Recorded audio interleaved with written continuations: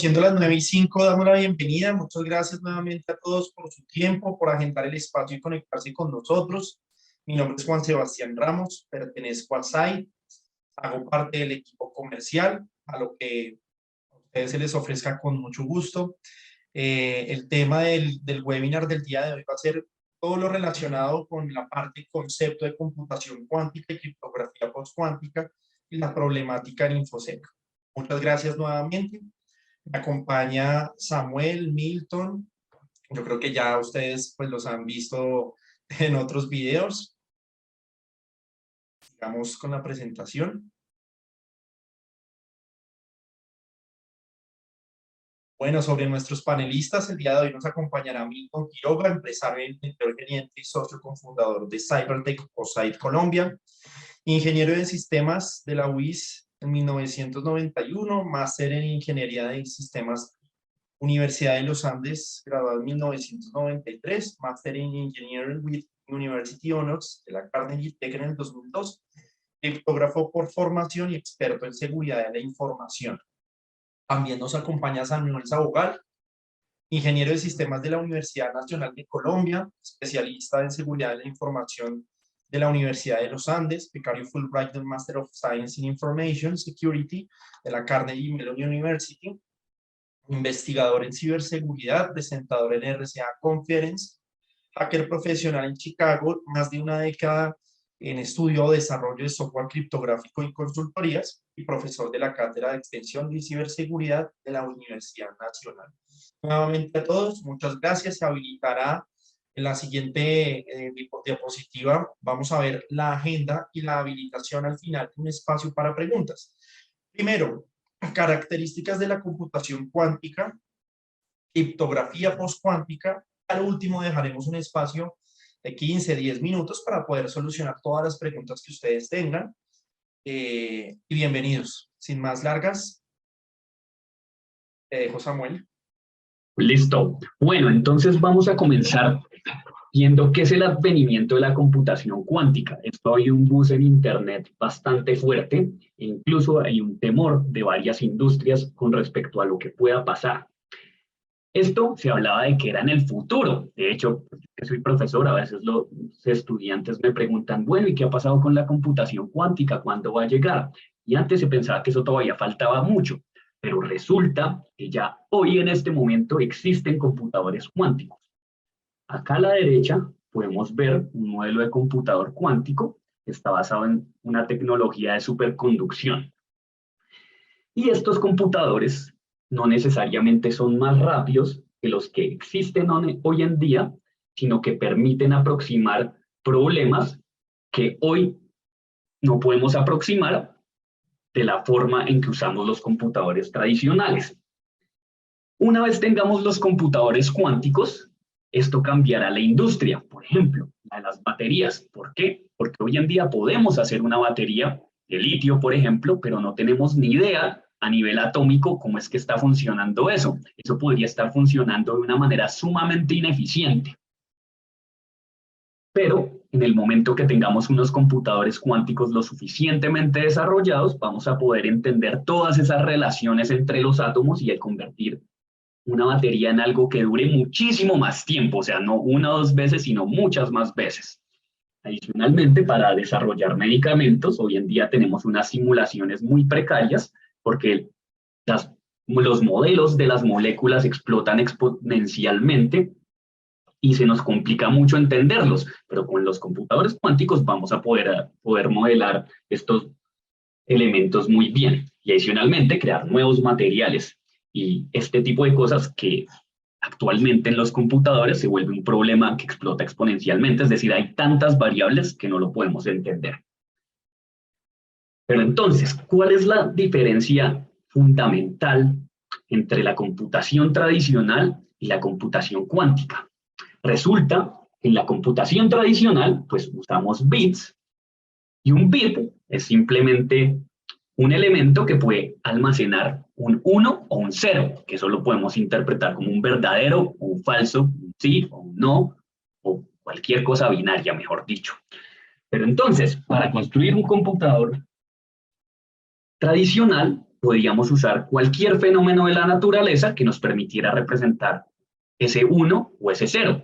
Por ejemplo, yo en mi casa podría determinar arbitrariamente que el bombillo de mi sala es un bit y cuando esté prendido voy a decir que es un 1 y cuando esté apagado voy a decir que es un 0. Y de hecho, ese concepto pues se puede implementar con diferentes tecnologías. Acá vemos un ejemplo de un computador mecánico, acá vemos otro mucho más adelante, que pues tenía otro tipo de tecnología que ya usaba unas reacciones químicas y electricidad. Y acá finalmente vemos un computador actual que para representar los bits utiliza semiconductores. Pero entonces, todo esto representa esa unidad lógica que es un bit. Ahora, en la computación cuántica, nosotros no vamos a representar un bit tradicional. Lo que vamos a representar es algo que se conoce como un qubit, o sea, un quantum bit. Y ese quantum bit tiene propiedades totalmente diferentes. No solo puede ser 1 o 0, sino la primera propiedad que cambia radicalmente este esquema es que uno no tiene que tener un 1 o un 0, sino puede tener una superposición de estados. Es decir, supongamos que en un bit tradicional uno tiene el 1 y 0 acá, en un qubit resulta, por eso lo diagraman así con esta esfera, que ya les voy a dar a grandes rasgos qué significa. Supongamos que acá está el 0 y acá está el 1. Entonces, en este caso, yo podría tener que es 1, un 30%, y que es 0, un 70%. Uno lo piensa como así, son dos cosas al tiempo y de hecho sí. Eso fue lo que se empezó a descubrir en la física cuántica, que uno podía tener una superposición de estados, o sea que uno puede tener un 1 y 0 a la vez, tener dos cosas al tiempo, lo cual es un poco absurdo, y por el hecho de ser absurdo, Schrödinger, que era pues un físico investigador de la física cuántica específicamente, pues descubrió estas cosas con modelos matemáticos y se dio cuenta, venga, pero esto no tiene sentido, me voy a tratar de convencer a mí mismo de que lo propio que yo estoy descubriendo por medio de matemáticas no tiene sentido y se puso a pensar en este experimento en el que tenía este fenómeno cuántico que podía hacer dos cosas al tiempo, 1 y 0 a la vez, supongamos que fuera 1 un 50% y 0 otro 50%, entonces si eso lo conectaba a una trampilla que finalmente rompía un veneno si era 1 y no lo rompía si era 0, entonces lo que hizo fue poner en su imaginación a un gato al lado de ese veneno dentro de una caja. Entonces decía, mire, si es 1, el veneno se rompe y mato al gato. Si es 0, el veneno no se rompe y el gato sigue vivo. Por lo tanto, si tengo un 1 y 0 a la vez, eso significa que el gato está vivo y muerto a la vez. Por lo tanto, la física cuántica no tiene sentido. Eso fue lo que pensó en ese momento. Y pues eso lo discutió con Einstein y todo. Y finalmente, pues las matemáticas por muchos años seguían funcionando para predecir el mundo cuántico. Entonces decían, venga, pero ¿por qué esta teoría que no tiene sentido? Porque puede predecir todo tan bien. Y más adelante se dieron cuenta de que esto únicamente podía pasar en el mundo cuántico, es decir, a nivel subatómico, pero que cuando uno se iba ya al mundo macro, pues entraba a jugar algo que se llama la decoherencia, y es que esos estados de que es 0, un porcentaje, un 1 y un porcentaje 0 al tiempo, eso solo dura un pequeño momento y colapsa uno de los dos estados, y cuando pues yo ya tengo varios átomos operando, pues eso ya desaparece y pues surge la decoherencia, que ya todos los estados colapsan y pierdo esa superposición de estados. Entonces yo nunca voy a ver en la vida real un gato vivo y muerto a la vez. Esto no tiene ningún sentido. Eso es una propiedad de los qubits, que pueden tener dos estados a la vez. Pueden ser 1 y 0 al tiempo, en algún porcentaje. Otra propiedad fundamental es el entrelazamiento, pues que se dice normalmente entanglement. Esto pues, se usa en español también, esto es una palabra en inglés, pero normalmente pues la gente que trabaja en este tema utiliza el término en inglés. Pero ¿esto qué hace? Acá vemos dos qubits. Esto es un qubit y esto es el otro qubit. Y vemos que cuando yo tengo dos juntos, no son entidades independientes como en un computador tradicional. Podría tener acá 2 bits, ¿cierto? Y acá podría tener un 0 y un 1, ¿cierto? Y que esto sea un 1 no me afecta para nada que esto sea un 0. O sea, son independientes. Yo puedo cambiar el valor de este y de repente volverlo un 1 y eso ni siquiera le va a importar este bit. Son cosas independientes. Pero en la computación cuántica, cuando tengo varios qubits, estos están entrelazados. Entonces, si yo cambio algo en uno, cambia en el otro. Y eso pues tiene unas repercusiones matemáticas de las cuales vamos a poder tomar ventaja. De hecho, acá tengo pues un ejemplo de un qubit y acá de otro. Acá los que tengan pues conocimientos en matemáticas de pronto ya leyeron esta ecuación, pero el caso es que cuando yo los pongo juntos, esto me hace unas operaciones y termina dando un resultado así. Y resulta que ese resultado pues el computador cuántico no lo calcula, sino que este es calculado automáticamente de forma física por este entrelazamiento. Entonces es como si yo pudiera hacer todas esas operaciones de manera gratis. ¿Y qué pasa? Que acá solo tengo 2 qubits. Imagínense que tengo 3, 4, 5. Esto empieza a crecer exponencialmente, por lo tanto voy a tener exponencialmente más poder para hacer cierto tipo de operaciones. Como les dije, para materiales, baterías, pero por ejemplo, si yo quiero hacer una suma, una transacción bancaria en que le resto una cuenta y le sumo a otra, para eso no me sirve absolutamente para nada un computador cuántico. Es mucho más eficiente un computador de hoy en día. Entonces, por eso los computadores cuánticos se utilizan para ciertos tipos de problemas. ¿Y qué tecnologías hay? Hay varias, así como vimos en la computación tradicional, que incluso había computadores mecánicos. Hoy en día en la computación cuántica hay una tecnología que se llama trapped ion y esta pues depende de los láseres. Los láseres son una tecnología que la humanidad ha usado por muchos años, entonces ya tiene bastante experiencia, por lo tanto puede hacer una manufactura consistente. ¿Cuál es el problema de esto? Que es 1000 veces más lento que otras tecnologías. ¿Cuál es una gran ventaja? Que es pequeño. Esto que ven acá tiene tan solo 3 centímetros de longitud, por lo tanto es perfectamente razonable pensar que uno lo podría poner en su casa en un computador personal. Lo que pasa pues es que como es 1000 veces más lento, imagínense que un investigador o una persona haga un experimento que se demora 1 hora en correr y de repente es 1000 veces más lento, eso se convertiría en 1 hora, se convertiría en 40 días, lo cual ya se vuelve intratable. Uno, pues si es 1 hora, puede decir, voy a salir a almorzar y vengo y ya terminó el experimento, pero si se demora 40 días, así me vaya de vacaciones, voy a volver y no ha terminado, lo cual trancaría el desarrollo.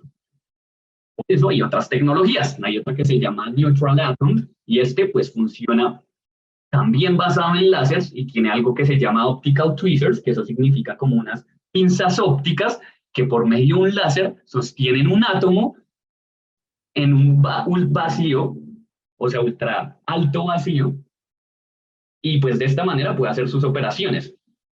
Pero esta tecnología resulta que también es lenta, es más grande.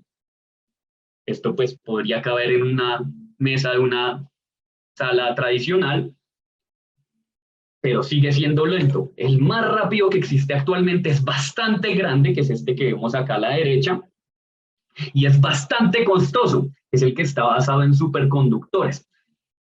¿Cuál es el problema? Que para que un superconductor sea superconductor tiene que estar cerca del cero absoluto. El cero absoluto es menos 273 grados centígrados. Eso es algo sumamente frío. Eso es básicamente cuando las partículas ya no están vibrando y no generan calor. Y para alcanzar esa temperatura, ustedes se pueden imaginar pues, que hay un gran gasto energético y además pues, se requiere una gran infraestructura. Pero ¿qué pasa? Que estos computadores son muy rápidos, escalan, es decir, yo puedo poner más qubits que en los otros modelos, y actualmente el computador más rápido que existe y con más qubits es uno de IBM que tiene 127 qubits. Pero ¿por qué es difícil que esto escale? Vamos a ver que es por la decoherencia, porque cuanto entre más qubits yo tenga, pues va a ser mucho más complicado mantener esos estados porque tienden a interactuar con el medio ambiente y a colapsar. Entonces, no es como en un computador tradicional que yo puedo decir, le voy a ampliar la RAM sin ningún problema, pues electrónicamente uno podría decir, voy a crear una tarjeta RAM de más gigas. Eso no es así en la computación cuántica, porque poner otro qubit genera unos problemas físicos complicados de resolver. Sin embargo, hay un gran interés en las diferentes industrias. Podemos ver que acá, por ejemplo, BMW, que es una empresa de carros, y LG, que es una empresa de tecnología, pues han estado muy pendientes de este tema porque esto les resolvería problemas actualmente que no pueden resolver. Adicionalmente, vemos que hay un gran interés en todo tipo de industrias porque se cree que se avecina una revolución. Por lo tanto, es razonable pensar, y pues efectivamente pasó, que va a comenzar a haber una gran inversión. Si ustedes se fijan, esta era la inversión en computación cuántica en 2001, bastante pequeña. En 2015 ya dijeron, oiga, esto tiene algo interesante, de pronto vamos a poder hacer cosas que antes no podíamos. Y fíjense ustedes que ya hace muy poco, ya como en el 2018-19, hubo un spike sumamente fuerte, un pico pues ya fuera de lo común, y de repente se está invirtiendo 1.7 billones de dólares, o sea, 1.000 millones en español. Entonces esto se disparó la inversión, y cuando se invierte tanto en algo, pues por supuesto comienza a haber desarrollo. Vemos que estas inversiones provienen primordialmente de China y de la Unión Europea. Acá los que sean paranoicos de Occidente, pues acá sin ninguna posición política, uno, ¿por qué piensa que a un gobierno le puede interesar tanto la computación cuántica? Vamos a ver más adelante que esto puede tener repercusiones en el mundo de la ciberseguridad. Por esto, pues, es razonable ver que pues haya esta inversión tan grande. Y lo que es claro es que una revolución se avecina, pero aún no hemos llegado a esa revolución. Está pasando, va a pasar en unos pocos años, no estamos ahí. ¿Y cómo estamos hoy en día? Ya dijimos que el mejor computador cuántico de hoy en día tiene 127 qubits. Y resulta que para hacer un problema significativo, resolver un problema significativo, nosotros necesitamos 4.000 qubits. Pues eso estamos a cierta distancia todavía, vamos a llegar probablemente, pero todavía nos falta. Y esto es en el caso de los computadores cuánticos universales. ¿Qué es un computador cuántico universal? Que uno puede crear con puertas, pues los que saben de electrónica, pues saben qué son los XOR, AND, etcétera. Puede hacer diferentes operaciones y puede guardar los estados. Hay otro tipo de tecnología que seguramente si ustedes han buscado en Google van a ver que es el annealing. Y esto es un enfoque diferente en el que todo se aproxima como un problema de optimización. Es decir, no puedo hacer un programa que haga de todo, mejor dicho, sino que tengo que plantear todo como un problema de optimización. Y esto es otro tipo de tecnología, como ya dije, pero para resolver un problema importante yo necesito 147.000 de estos. Y actualmente tengo alrededor de 5.000. Entonces, con computación cuántica universal necesito 4.000 y hoy en día tengo 127. Con annealing hoy en día tengo 5.000 y necesito 147.000. Pero, ¿cuál es el problema que habíamos dicho? La de coherencia.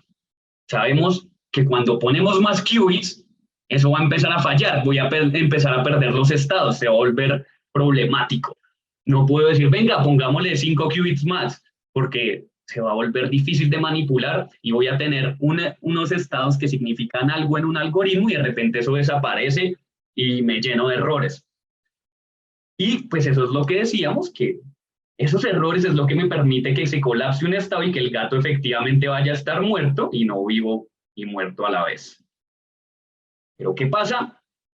Que los humanos tendemos a superar cualquier obstáculo. Hace un tiempo decían que era totalmente de ciencia ficción hacer un viaje en submarino. Probablemente algunos han leído esa novela. Y en un momento se volvió algo completamente normal y varios países tenían su submarino, incluso se comenzó a usar para la guerra, etcétera. Posteriormente decían, no, eso es imposible ir a la luna, parecía algo de locos, y los humanos lo lograron hacer. Hoy en día parece difícil hacer un computador cuántico universal de 4.000 qubits, pero como siempre, los humanos vamos a superar los retos y seguramente dentro de muy poco ese computador cuántico de 4.000 qubits va a llegar a nosotros. Esto los dejo con Milton.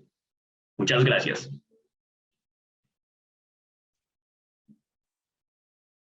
Muy buenos días, ¿cómo están ustedes? Muchas gracias.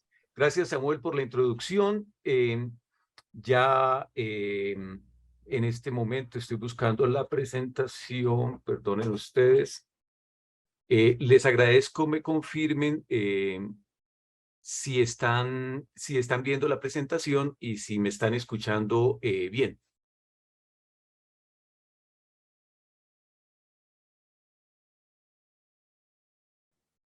Sí, Milton, perfecto. Bueno, yo quisiera abordar la segunda parte del webinar que tiene que ver con el efecto que podría tener estos computadores cuánticos en el área de la seguridad de la información. Y en realidad debo empezar diciéndoles que el efecto es bastante preocupante. En criptografía típicamente uno utiliza algoritmos como RSA, como Diffie-Hellman, como curva elíptica, y grosso modo ese es el estado del arte en criptografía en este momento. Todo la infraestructura de comercio electrónica, criptomonedas, todo está basado básicamente en este tipo de tecnología. Y resulta que estos problemas en los cuales está basada la criptografía, que le estoy llamando la criptografía clásica, pueden ser vulnerados utilizando computadores cuánticos.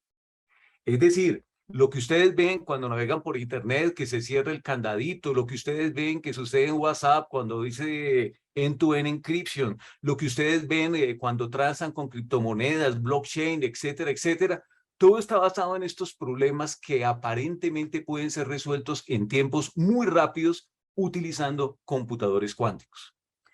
En criptografía está muy cercano, muy de la mano con complejidad computacional. Y básicamente, en complejidad computacional lo que hace uno es analizar el tamaño de los problemas. Y pues básicamente hay problemas, por ejemplo, que tienen carga factorial. Estos problemas son muy difíciles, muy difíciles. ¿Por qué muy difíciles? Porque con un numerito más o menos grande, eso ya se crece a extremos que no se pueden tratar. Pero también hay otros problemas más sencillos, como por ejemplo todos los que son de orden polinomial, n cuadrado, n cubo, n a la 4. Todos esos problemas se consideran sencillos porque, digamos, no crecen tan rápido. Pero los problemas que están a la izquierda, se dice en criptografía que son problemas muy difíciles porque crecen muy rápido. Claro, ustedes dirán, pero es que los computadores cada vez son más veloces. Sí, es posible que los computadores cada vez sean más veloces y la ley de Moore se venía cumpliendo hasta hace un par de años y básicamente cada año duplicábamos la capacidad de cómputo que se podía comprar con el mismo dinero. Pero una cosa es duplicar la capacidad de cómputo y otra cosa es enfrentarse a esos problemas de la izquierda que son los hard problems, que crecen desmesuradamente, crecen completamente sin control. Y en criptografía nos encanta específicamente los problemas que son fáciles en un sentido y difíciles en el sentido contrario. Para darles una idea, por ejemplo, tomar un número, generar un número y multiplicarlo por otro. Esto es fácil. Pero dado el número, encontrar los factores es endemoniadamente difícil. Para darles una idea, miren, en este es código Python muy sencillo.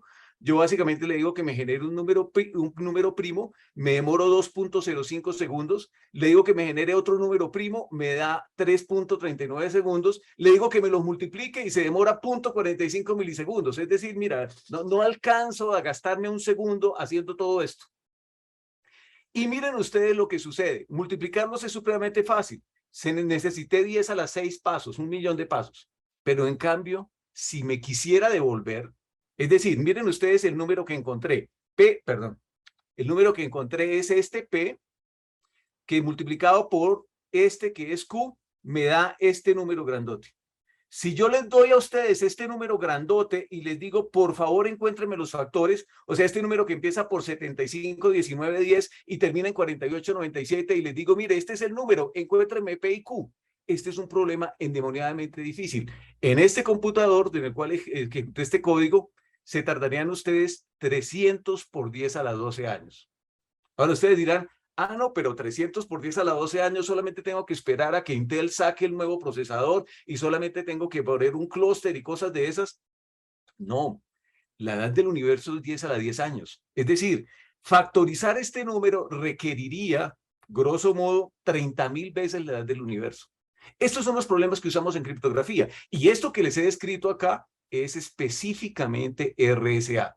El algoritmo RSA que se utiliza en certificados digitales, que se utiliza en firmas digitales, que se utiliza en los certificados en el SSL, TLS, etcétera.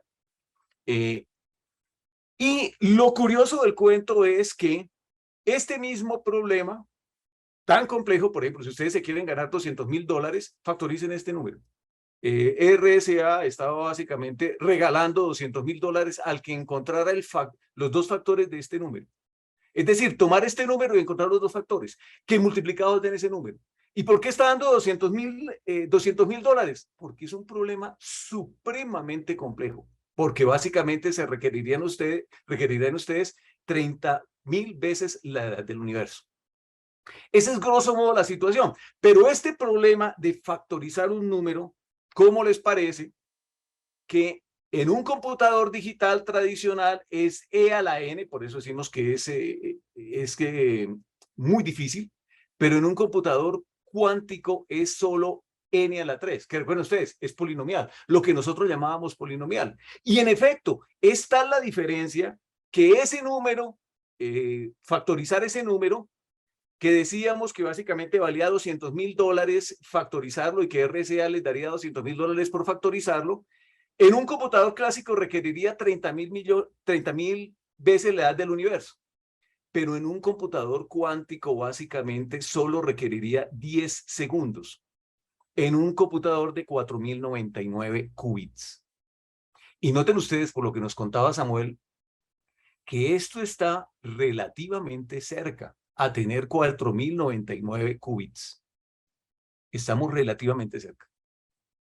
Es decir, lo que se viene, bueno, y esto es RSA, pero adicionalmente curva elíptica, hay un algoritmo parecido, porque estos son problemas que se conocen en matemática como problemas isomórficos, y entonces Diffie-Hellman, RSA y curva elíptica son grosso modo isomórficos, y al ser isomórficos básicamente estamos hablando del mismo problema que se resolvería utilizando el mismo algoritmo de computación cuántica. Esta es la situación, esto es lo que más o menos vemos. Ahora, búsqueda en una lista no ordenada. A ver, supongan ustedes que tienen 100 números y yo les digo, busquemos un número dentro de esos 100, pero esos números están todos desordenados. Si yo les digo, busquen el número 15, ¿qué tienen ustedes que hacer? Compararlo con el primero, con el segundo, con el tercero, con el cuarto. En el peor caso, básicamente ustedes se tardarían n, si tienen n números, se tardarían n veces comparando los números. Pero ¿cómo les parece a ustedes que en un computador cuántico con el algoritmo de Grover, que es otro de los algoritmos más conocidos, es raíz de n? Es decir, si ustedes fueran a buscar en una lista de 10,000 números, en un computador digital tendrían que gastarse 10,000 pasos, pero en un computador cuántico, utilizando el algoritmo de Grover, solamente necesitarían 100 pasos para encontrarlo. Ahora, esto ustedes dirán, pero busque en una lista no ordenada, esto me impacta sobre todo bases de datos. Sí, señor, impacta muchísimo bases de datos. Pero aquellos de ustedes que han estudiado el tema de criptografía y que conocen las propiedades de las funciones de hashing, fíjense ustedes que para buscar una colisión en una función de hashing, uno podría utilizar el algoritmo de Grover. Es decir, no solamente los aspectos de firma digital y de criptografía de clave pública podrían verse afectados por los computadores cuánticos, sino también las funciones de hash, con las cuales se calculan chequeos de integridad, con las cuales ustedes verifican que el software que están recibiendo no haya sido alterado, etcétera, etcétera. Ese es básicamente el panorama. Solamente 2 algoritmos que corren en computadores cuánticos que están ya muy cercanos. Hay quien dice que son 3 años, hay quien dice que son 5 años, hay quien dice que son 10 años, pero estamos bastante cercanos a tener una amenaza bastante demoledora. Por ejemplo, el algoritmo de Shor, que es el que les contaba que servía para factorizar números. La carrera arrancó en el 2001 cuando IBM factorizó 15. Y sorpresa, le dio que 15 era igual a 3 por 5. A nadie sorprende que 15 sea igual a 3 por 5. Pero en el 2012 factorizó 21 y le dio 3. 19 factorizó 35 y le dio 5 por 7. Y ya se acabaron las pruebas de concepto porque pues en realidad se estaba resolviendo problemas de juguetes utilizando esta tecnología cuántica. ¿Qué se siguió haciendo? ¿Cómo se siguió avanzando? Eso no lo sabemos. Pero hay un elemento que les quiero destacar a ustedes. Y es que recuerden ustedes que el 24 de febrero del 2022 empezó la invasión a Ucrania. Y siempre que hay, sobre todo recientemente estos últimos años, siempre que hay algún rifirrafe de armas, típicamente primero operan las ciberarmas y primero operan los escenarios de ciberguerra. Es decir, para cuando empezaron los tanques a cruzar la frontera, ya llevaban muchos años de ataques a la infraestructura crítica de Ucrania. Infraestructura crítica es aquella tecnología que controla oleoductos, que controla redes de distribución de energía, redes de distribución de agua. Eso es básicamente el principal blanco en un escenario de ciberguerra. Pongan ustedes a pensar y verán que esa infraestructura crítica, esos sistemas SCADA que controlan poliductos, que controlan redes de distribución de energía, que controlan redes de tratamiento de aguas, estos sistemas son supremamente importantes para una sociedad civilizada. Pónganse ustedes a pensar qué sucedería en una ciudad más o menos grande en la cual hubiera un ataque contra el sistema SCADA de distribución de energía eléctrica. Y además hubiera un sistema SCADA contra un ataque contra el sistema SCADA que controla poliductos y distribución de la gasolina.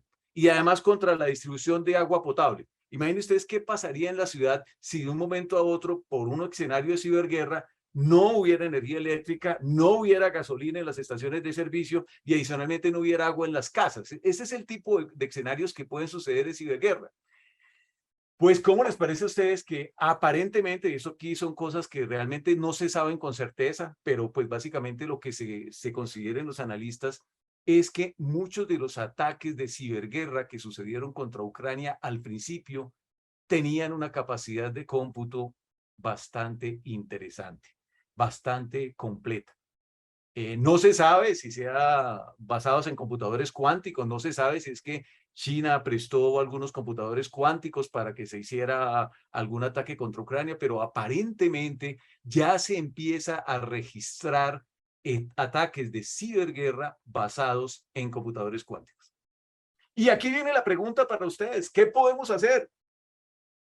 Y les quiero comentar de dos elementos. La primera idea, pues no es nada nuevo. Todos aquellos que han trabajado en seguridad de la información recordarán el concepto de Security in Depth. ¿Qué diablos es esto de Security in Depth? Básicamente, utilizar la cebolla. Recuerden ustedes, ponen RSA y encima ponen una capa, como si fuera una cebolla, con curva elíptica, y encima ponen otra capa con Diffie-Hellman, y así sucesivamente van haciendo capas concéntricas de protección. Esto se conoce como Security in Depth, y esto podría, digamos, burlar un ataque de computación cuántica porque tendría que hacerse demasiado esfuerzo, y uno podría tener un escenario de protección.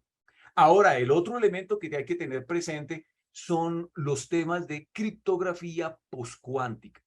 ¿Qué diablos es esto de criptografía postcuántica? Y el objetivo de este webinar es contarles a ustedes acerca de una serie de desarrollos que hemos hecho de software de criptografía postcuántica. Esta criptografía postcuántica es aquella criptografía que, pese a correr en su computador clásico de toda la vida, es decir, corre en un mainframe IBM de arquitectura de 1970, corre en un mainframe IBM, o corre en un iPad, o corre en su computador de escritorio. Pero esta criptografía es resistente a ataques de computadores cuánticos. ¿Por qué? Porque está basado en unos problemas matemáticos mucho más complejos y que se demuestran matemáticamente que no son solubles, y básicamente porque pues tenemos la tecnología para hacer que un computador cuántico, digamos, que patine resolviendo este tipo de problemas. ¿Cuáles son los escenarios? Y aquí yo quiero traer un elemento histórico. Yo creo que todos ustedes han trabajado con SHA-1. SHA-1 es un estándar de funciones de hash que se definió en 1995. Y pues este estándar SHA-1 se le encontró una debilidad en el 2005, 10 años después. Acá en esta parte se le encontró una vulnerabilidad en el 2005. Y luego, básicamente, pues por esa vulnerabilidad, justo en el año 2017, acá, no se volvieron a aceptar certificados digitales con certificados SHA-1. Digamos que cuya función de hash, cuyo chequeo de integridad sea SHA-1. Y lo que les quiero hacer notar es que en agosto del 2017 ya se calculó la primera colisión, es decir, se vulneró completamente ese HA1. Digamos que aquí era una posibilidad de ataque, pero aquí ya se empezaron a hacer ataques completamente reales.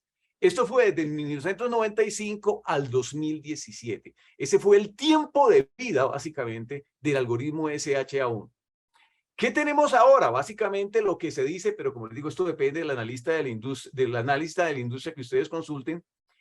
Básicamente se habla que entre el 2026 y el 2035 ya se puede contar con un computador cuántico universal. Lo que les quiero hacer notar es que en 2035 estamos más o menos 12 años, 13 años a punto de llegar. Y básicamente lo que se habla es que para estas fechas habrá un 7% de probabilidades de romper RSA y por acá hablaríamos de la mitad de la posibilidad de romper RSA. Ahora, no es que uno vaya a tener posiblemente un computador cuántico en el escritorio, pero simplemente IBM, Amazon y Microsoft tendrán computadores cuánticos en la nube y básicamente uno podrá rentar el servicio de estos computadores cuánticos y esto se podría utilizar para criptoanálisis. Y podríamos tener graves problemas específicamente con el algoritmo RSA. Ahora, lo que les quiero hacer notar es que de todas maneras la industria se ha estado moviendo. El Instituto de Estándares de Estados Unidos creó un proyecto post-quantum que básicamente trata de este tipo de criptografía post-cuántica resistente a ataques de computadores cuánticos y más o menos en este momento tenemos los estándares listos. Más, el código que nosotros desarrollamos está basado en estos estándares NIST. Y en este momento, pues básicamente lo que esperaríamos es que así como SHA, desde que se debilitó hasta que finalmente encontró la primera colisión, o mejor dicho, desde que se creó, tiene un tiempo de vida de 20 años, tuvo un tiempo de vida de 20 años, lo que creemos es que el tiempo de vida de la criptografía basada en computadores clásicos podría estar llegando al final de la vida. Y por eso es súper importante prepararse para los temas, para tener tecnología de criptografía postcuántica. Esa es fundamentalmente la idea. Perdonen ustedes.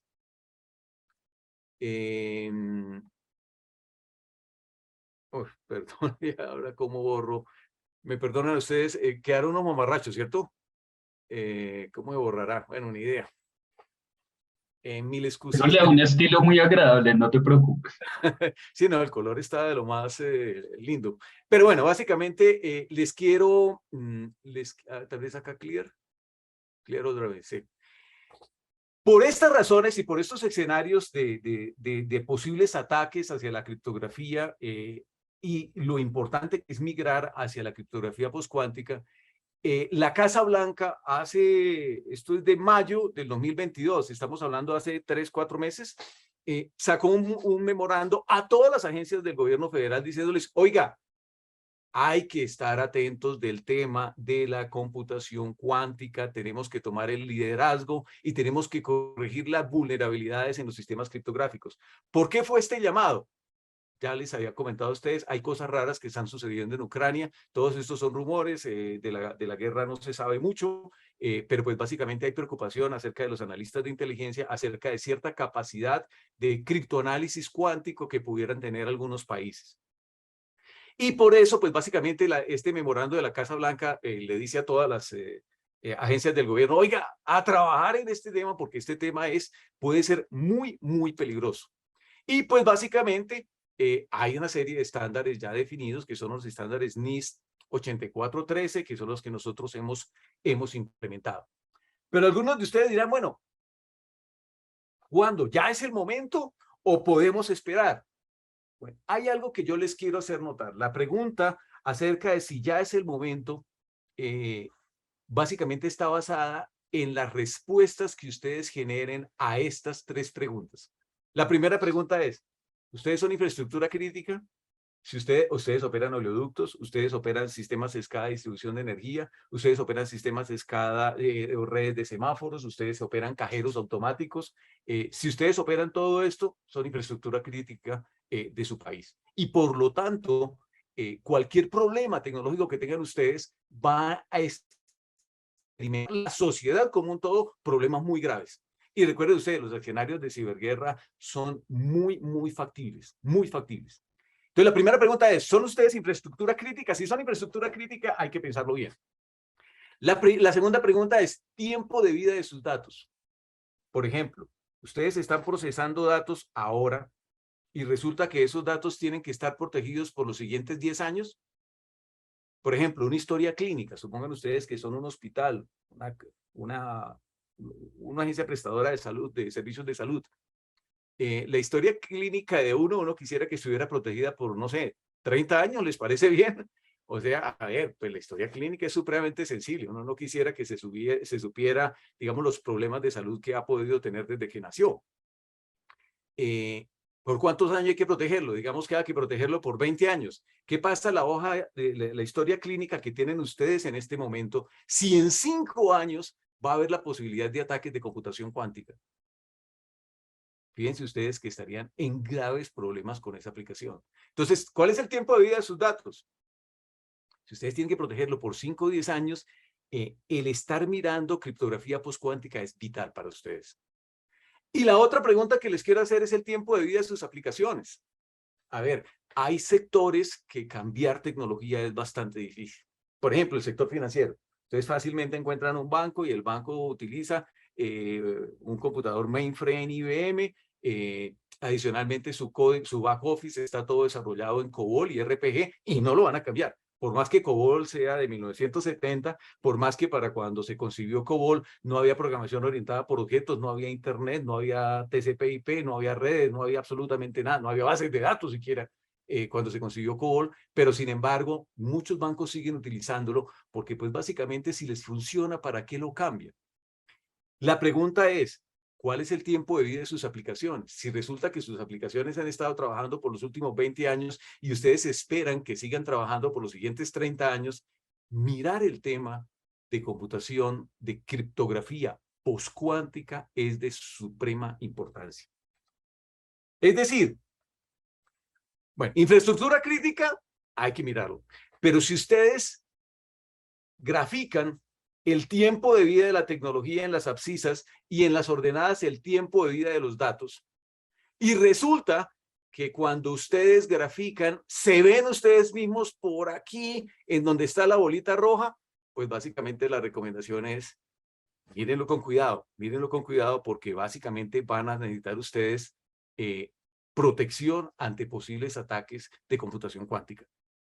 Pero si por el contrario están en el tema de entretenimiento, no sé, hagan de cuenta Netflix o cosas de esas, pues básicamente las aplicaciones cambian muy rápidamente y los datos no tienen que estar mucho tiempo, no tienen que preservarse por mucho tiempo, pues básicamente ustedes estarían tranquilos por los siguientes 3 años, 5 años, y habría que volver a analizar a los siguientes 3, 5 años a ver qué ha pasado.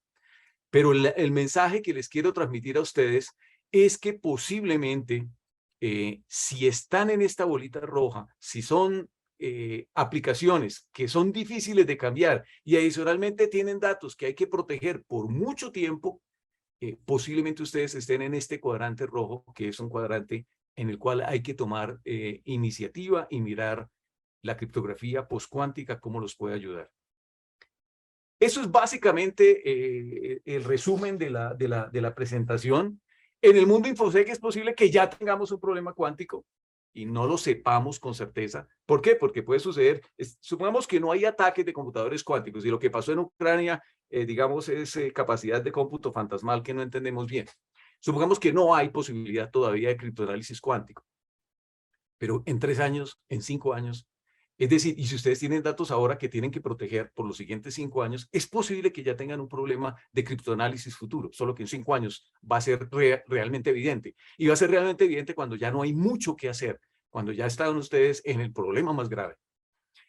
Los estándares ya existen, en efecto, eso es lo que hemos hecho nosotros, implementar estos estándares NIST, y básicamente la última recomendación es no olvidar la cebolla. Security in Depth es el principio básico, es la herramienta básica en seguridad de la información, y básicamente ese es el principio que les queremos recomendar.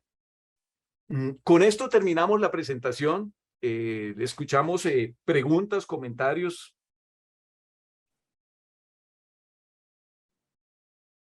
Y recordarles, en este momento está habilitado el chat. Me gustaría que de pronto para Samuel o para Milton direccionaran las preguntas que ustedes tienen y poder dar solución. Ahí me dice, excelente, profe.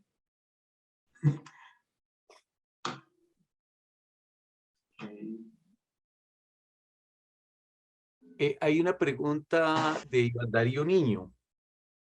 Juan Darío Niño, las soluciones basadas en algoritmos RCA, curva elíptica o Diffie-Hellman, entonces serán obsoletos en 12 o 13 años aproximadamente. ¿Qué tanta probabilidad de éxito podría llegar a tener como mecanismo contingente? ¿Hay otros mecanismos adicionales a considerar? Para ti, Milton. Sí, ¿La sí, sí. respondo o la respondo? Sí, Iván Darío, básicamente, perdone, yo contesto. Yo diría que 12, 13 años es un escenario, va a ser mucho menos, va a ser mucho menos. Yo creo que ya van a haber problemas entre 3 y 5 años. El tema de la guerra de Ucrania es algo que nosotros no lo hemos considerado bien desde la perspectiva Infosec, y pues siempre las guerras han estimulado el desarrollo tecnológico, siempre las guerras, así sea guerra fría, pero siempre han estimulado el desarrollo tecnológico, y lo que uno esperaría es que con todas esas inversiones de computación cuántica es posible que empiecen a haber cosas mucho antes. Security in depth, es que hay una combinación de cosas. ¿Se acuerdan que yo les hablaba del algoritmo de Grove, que básicamente permitía encontrar un número, una lista no ordenada? Este algoritmo de Grove, les quiero hacer notar que como aplica las funciones de hash, y resulta que reduce el espacio de búsqueda a raíz cuadrada del tamaño de la lista, pues uno lo que podría hacer es entonces utilizar una función de hash con más bits. Es decir, si hoy en día ustedes están utilizando SHA a 512 bits, SHA-3 a 512 bits como función de hash, uno podría empezar a utilizar SHA, por ejemplo, a 2048 bits. Es un cambio, no es un cambio complejo, pero fíjense ustedes que aún con la potenciación cuántica de un ataque, ustedes estarían tranquilos porque básicamente el esfuerzo que tendría que hacer el atacante para encontrar una colisión en esa función de hash es excesivo, aún para un computador cuántico. Es decir, lo que se busca es combinaciones. AES, por ejemplo, el algoritmo AES se sabe no es vulnerable a computación cuántica. Entonces, uno podría combinar algoritmos de criptografía de clave pública y poner las capas de la cebolla, y adicionalmente combinarlo con criptografía simétrica con un tamaño de clave bastante bueno, y podrías estar tranquilo, y andaría, esta es como la idea, que podrías estar tranquilo acerca de lo que te traiga el futuro por los próximos 5, 10, 15, 20 años. El punto y, digamos, la motivación de este webinar es ver que sabemos que hay gente que tiene que proteger su información por los siguientes 20 años, y sin embargo está tranquilo sin saber lo que va a suceder en 5 años. Y bueno, creo que hay otras preguntas sumamente interesantes, incluso relacionadas a inteligencia artificial, que es una de mis áreas de investigación, por lo tanto estoy muy emocionado de responderla. Pero entonces, la primera, Mateo Sarabia, ¿cómo sería el plan de migración para un servidor cuántico? En realidad, como decíamos a grandes rasgos en la presentación, uno en ningún momento se va a querer migrar a un servidor cuántico, porque los computadores tradicionales son mucho más rápidos para cierto tipo de tareas. Por ejemplo, una transacción bancaria. Si yo la quiero hacer, quitar plata de una cuenta y mandarla a otra, un computador tradicional es excelente para eso. Un computador cuántico a mí no me sirve para nada, y ese entrelazamiento de qubits y eso para una resta, o sea, no me sirve para nada. Entonces es poco probable que yo en algún momento me quiera migrar a un servidor cuántico. ¿Qué va a pasar? Yo puedo tener servicios que voy a poder utilizar la computación cuántica para hacerlos más eficientes. Voy a tener todos mis servidores adicionales, ¿cierto? Con procesadores Intel o ARM, y puede que exista una conexión a un servidor que sí tiene una unidad de cómputo cuántica por medio de la cual voy a poder hacer simulaciones de materiales, medicamentos, baterías, o incluso, adelantándome a esta pregunta, modelos de machine learning, que es una parte clave de la inteligencia artificial. Para la inteligencia artificial, la computación cuántica sí brinda beneficios porque esta pues a veces analiza unos modelos pues que ustedes seguramente saben tienen una cantidad de variables absurdas. Básicamente el machine learning, pues hay gente que dice que esto es simplemente estadística tradicional, pero con muchas variables interconectadas en una red neuronal, en una gran cantidad de multiplicación de matrices.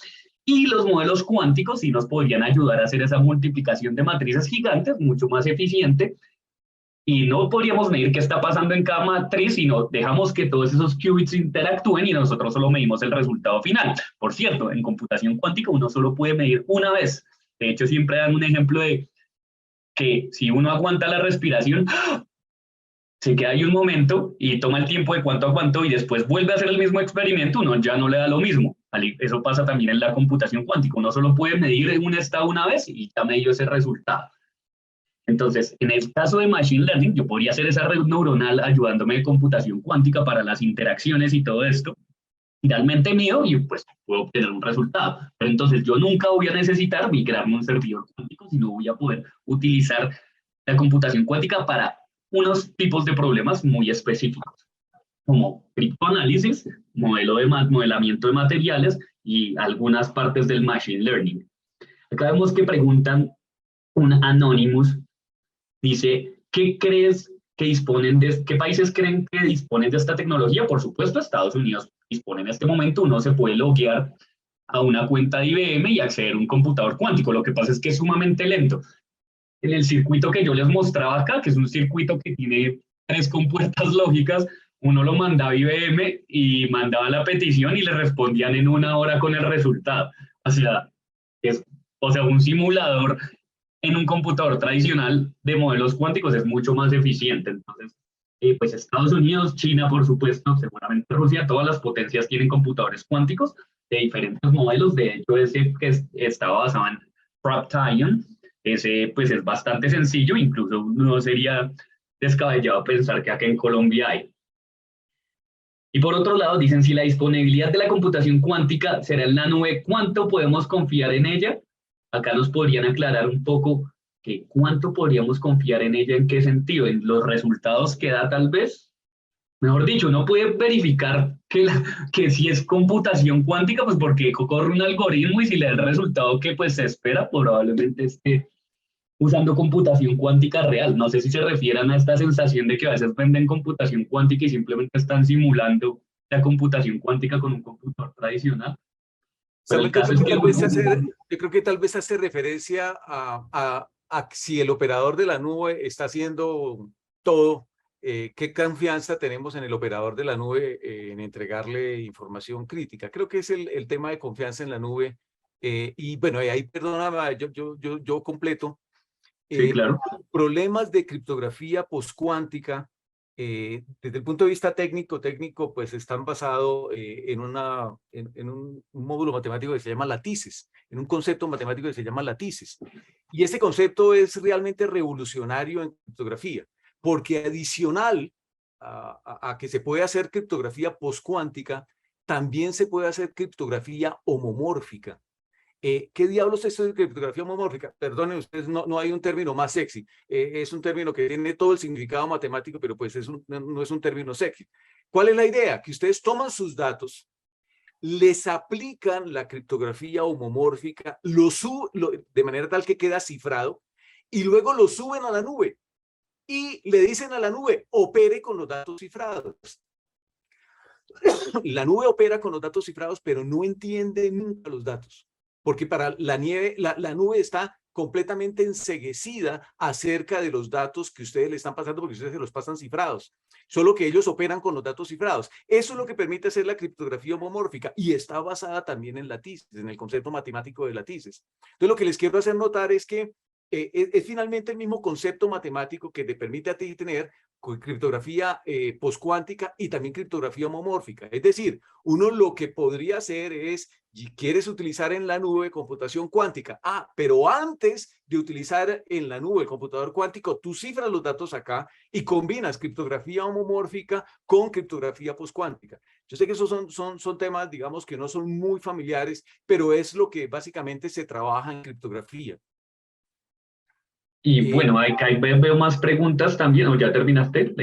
Sí, dale, sigue. Sí, sí, acá veo que hay otra pregunta que dice, bueno, que una es lo del servidor cuántico, eso ya quedó claro, probablemente nunca. Y lo que dicen es, ¿qué alternativas existirán para un ecosistema computacional tradicional y cuántico en términos de prioridad? ¿No existen, por ejemplo, canales seguros de comunicación celulares, por ejemplo? Pues lo que pasa, y esto está relacionado con otra pregunta que nos preguntaba si vamos a encontrar firewalls resistentes a computación cuántica o proxies. Resulta que para hacer criptografía o tecnología resistente a ataques cuánticos, uno no tiene que tener necesariamente un computador cuántico. Eso pues, creo que ya lo mencionó Milton, pero lo voy a profundizar un poco más, y es que uno puede correr un algoritmo resistente a computación cuántica en términos de criptografía sin tener ninguna unidad cuántica. Como decía Milton, pues en su presentación, pues hay problemas que la computación cuántica no puede resolver.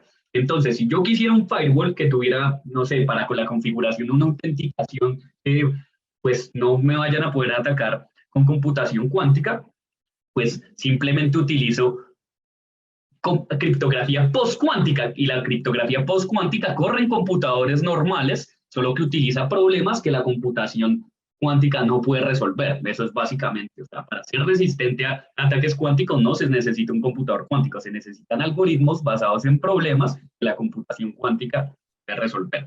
Y por el lado de lo que preguntaban de multifactor authentication, que lo vi por ahí en el chat, no en questions and answers, pues desde estas, es que ya hay bastante, tecnologías como MFA son una alternativa. Entonces, digamos, acá surgen varios problemas, y de hecho voy a relacionarlo de que si uno puede minar criptomonedas con computación cuánticas y el tema de la autenticación. ¿En qué momento se vuelve la autenticación problemática con respecto a la computación cuántica? En el momento en que, pues ustedes saben que son programadores, o pues los que son programadores, que uno en una base de datos no guarda un password en texto claro, sino guarda el hash del password, ¿cierto? Entonces, ya sabemos, como dijo Milton, que con computación cuántica yo voy a poder encontrar ese hash, una colisión de hash más rápidamente, y eso comprometería mi autenticación. Y las criptomonedas generalmente también están basadas en un blockchain que se encadena por medio de hashes. Entonces, también como puedo encontrar hashes más rápidos, por supuesto, voy a poder minar criptomonedas mucho más eficientes que en la actualidad usando computación cuántica, y pues voy a tener un riesgo pues en el almacenamiento de esos passwords como hashes. Pero entonces la tecnología como el doble factor, multifactor authentication, pues actualmente pues el concepto no está tan relacionado como yo lo voy a atacar, porque digamos, si yo tengo doble factor de autenticación, pues ya depende de cómo lo implemente. Yo podría usar una tecnología que simplemente sea resistente a ataques cuánticos, cosa que si cuando yo escribo el password y se cifra por red, mejor dicho, que eso esté cifrado con un algoritmo postcuántico y no voy a tener ningún problema, básicamente. Y bueno, vemos que hay muchas más preguntas. Samuel, ahí agregaría, bueno, recuerden ustedes que la prueba de esfuerzo, la prueba de trabajo de las criptomonedas como Bitcoin está basada en colisiones en funciones de hash. Las funciones de hash, si ustedes quieren estar tranquilos ante un ataque de computación cuántica, ante funciones de hash, lo único que tienen que hacer ustedes es básicamente agrandar el tamaño del hash. Es lo único que hay que hacer. Y en general, la gente de las criptomonedas no está preocupada por ataques de computación cuántica o ataques contra la blockchain, porque pues básicamente saben que lo único que tienen que hacer es incrementar el tamaño de la función de hash.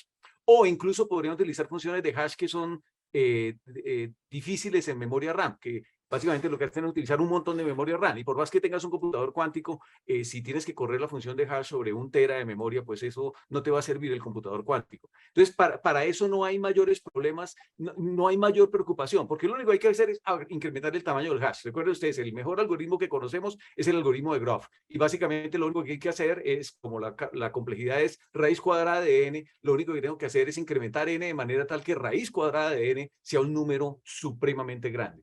Entonces no hay mayores preocupaciones ahí en cuanto al tema, digamos, de criptomonedas o de la blockchain.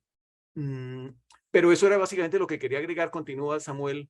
Sí, listo, ya voy a responder otra pregunta. Y bueno, y valga la pena. Bueno, entonces ahí pues también para agregar aún más, pues ciertamente ya pues sabemos que un computador cuántico sí va a calcular hashes más rápidos, que se puede solucionar agrandando el hash, es una respuesta pues, muy válida, pero entonces la pregunta va a ser, ¿los minadores solo van a tener computadores cuánticos? Tal vez, pues ya está por verse. Pero entonces nos preguntaban, ¿cuál puede ser el impacto de estas nuevas tecnologías de computación cuántica en el performance de las redes LAN, WAN, Internet? Acá, como les decía, la computación cuántica sirve para unos problemas en específico. Para las redes particularmente, pues esto se lo he escuchado a múltiples investigadores en el área y dicen que no sirve absolutamente para nada. Digamos, no vamos a poder tener más películas en Netflix por la computación cuántica ni tener un mejor streaming. No tiene ninguna relación. Entonces las redes no van a cambiar prácticamente nada. Es lo que se cree actualmente. Esto va a seguir igualito, yo voy a tener mi infraestructura de red igual, mi internet igual, mi servicio de Netflix igual, de hecho a mí no me sirve de nada pues para el streaming, entonces esto va a seguir idéntico. Y finalmente, pregunto, ¿cuáles algoritmos criptográficos se recomiendan teniendo en cuenta la velocidad con que avanza este tipo de tecnología? ¿Cuál debería ser el camino en los próximos 3 años? Pues acá hay varios candidatos que están aprobados, algunos por NIST, pero resulta que uno que aprobó, si saben NIST, esta agencia que aprueba algoritmos y dice que son seguros, es una organización gubernamental, pues aprobó uno y resulta que como al poco tiempo ya lo pudieron hackear y tenía unos defectos. Entonces, pues hay diferentes candidatos. De hecho, nosotros en Site estamos trabajando en librerías de computación postcuánticas basadas en problemas que la computación cuántica no va a poder resolver nunca, pero entonces hasta el momento hay únicamente candidatos, pero no hay uno que sepa con toda certeza que va a ser irrompible, mejor dicho. Bueno, Y tal vez hay más preguntas acá en el chat. voy a Es que en el chat responder 2 preguntaron. preguntas, Samuel, una de Martín Cabarcos, que dice, ¿qué opinas de la teoría de que el cerebro, las funciones o las células funcionan de forma cuántica? Bueno, mira, yo quisiera como mostrarles este slide. Ay, ¿ahora qué hago? Perdonen ustedes, un segundito, ya lo busco y les presento. Ahí todavía estoy presentando, ya no estoy presentando.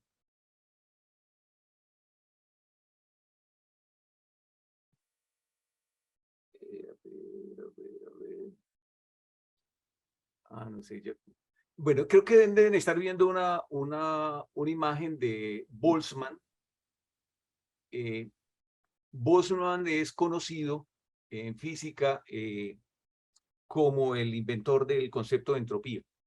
Pero ¿cómo les parece a ustedes? Este señor lo inventó en 1875.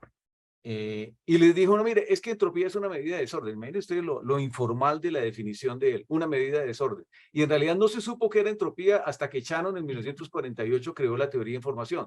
Pero lo que les quiero hacer notar es que la entropía, el concepto de entropía es fundamental para diseñar máquinas de vapor, máquinas de combustión interna. Y toda la revolución industrial se hizo con estas ideas de entropía sin entenderlas.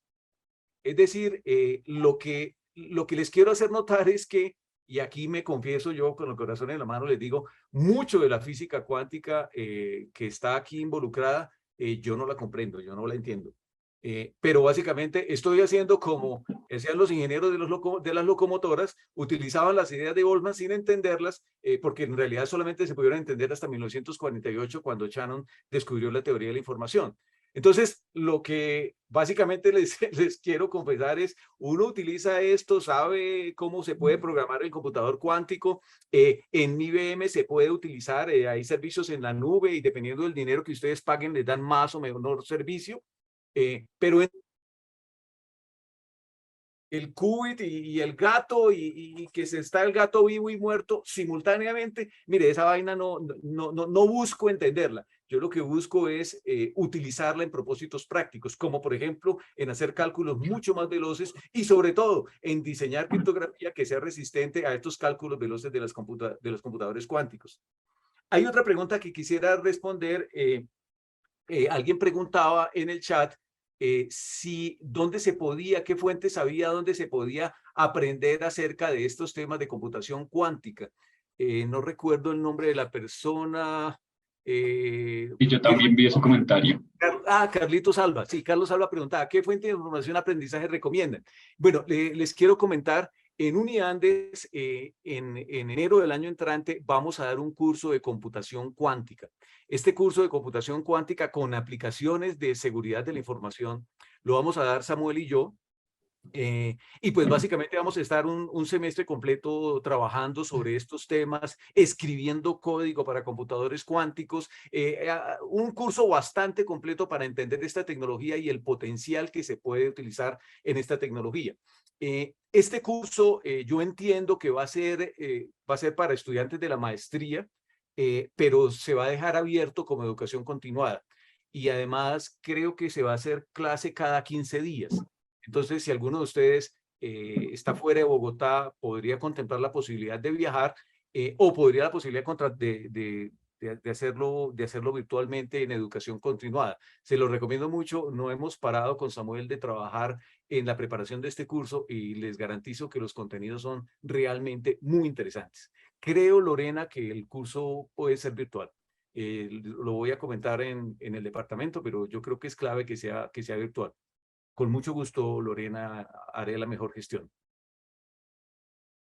Listo, yo quería adicionar algo y pues con respecto a lo que dijo Milton de que si uno a veces no entiende lo que está pasando, por qué pasa, pero lo puede utilizar. Y de hecho, eso pasa con la fuerza de gravedad. Nosotros podemos predecir perfectamente cómo se atraen los planetas, la órbita, por qué la gravedad curva el espacio incluso, pero no tenemos ni idea por qué existe la gravedad. O sea, la podemos usar, predecir, pero no tenemos ni idea de qué es lo que está pasando ahí. Y de hecho, pues voy a compartir otra vez para explicar esto en la computación cuántica. Entonces, decíamos que hay una superposición, que algo puede ser un 70% 1, ¿cierto? Y puede ser 30% 0. Nosotros no tenemos ni idea de por qué eso es posible. O sea, eso es una pregunta demasiado profunda. Pero ¿qué sí podemos hacer? Ver que esto tiene unas probabilidades y pues, por ejemplo, en la inteligencia artificial y el machine learning, que eso es básicamente estadística, juega con las probabilidades, entonces podemos usar este fenómeno que tiene esa superposición para crear muchas variables con ciertas probabilidades y hacer algoritmos que se ejecutan en paralelo porque cada qubit está pues haciendo su interacción al tiempo y simplemente todo va a dar el resultado de una vez y nos ahorramos muchísimo tiempo, es exponencialmente más rápido un computador tradicional y pues como les dije anteriormente, pues esos qubits están entrelazados y también esas propiedades las podemos usar matemáticamente para crear nuestros algoritmos, pero queremos dejar claro que no tenemos ni idea, ningún investigador hasta el momento tiene ni idea de por qué eso pasa. Es como la gravedad. Los dos planetas se atraen. ¿Por qué? No sé, lo podemos medir, lo podemos utilizar para mandar un cohete al espacio, pero no sabemos eso por qué ocurre efectivamente. Y eso era básicamente lo que les quería aclarar, que no sabemos por qué están pasando las cosas, pero las podemos utilizar para nuestro propio bien. Sí, Carlos, comentaba Carlos Escobar, creo, que sí, eso es exactamente ingeniería. A ver, si ustedes se fijan, Newton inventó 3 leyes, descubrió 3 leyes, nada más 3 leyes. Y con esas ideas y con esas leyes tan sencillas, fáciles de enunciar, que a toda acción acompaña una reacción, que el cuerpo mantiene, bueno, lo que ustedes conocen de las leyes de Newton, es que los ingenieros diseñamos un puente, los ingenieros diseñamos un edificio, los ingenieros diseñamos una obra civil gigantesca, pero son las mismas 3 leyes de Newton que yo creo que Newton las enunció en 2 minutos. Esa es básicamente la situación. Entonces, eso es lo que nosotros estamos haciendo con este tema de computación cuántica. Nos vamos por los laditos, las discusiones acerca de la naturaleza del universo y todo se lo dejamos a los físicos. A nosotros nos interesa, desde el punto de vista de teoría de información, cómo podemos aprovechar esta tecnología para resolver problemas, porque eso es lo que hacemos los ingenieros, resolver problemas.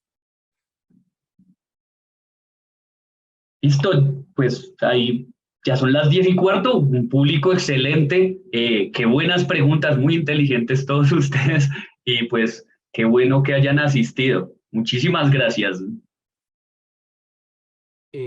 Sí, bueno, ya no se nos acabó el tiempo, pero por favor, Sebastián, si compartes correos electrónicos y cualquier pregunta, porque hay varias preguntas que quedaron pendientes y creo que no las contestamos adecuadamente, Samuel. Pero pues si ustedes lo consideran conveniente, los contactamos, hacemos una teleconferencia y lo miramos más a detalle. Perdonen ustedes. Sí, Muchísimas sí, gracias por la atención. muchísimas gracias a todos por el tiempo y por la disposición, por el interés. Estaremos nosotros a la orden de lo que ustedes necesiten y con mucho gusto Les vamos a enviar las memorias a todos sobre lo que ha sido el webinar, las preguntas, y por parte del equipo comercial, pues lo que se les ofrezca con mucho gusto.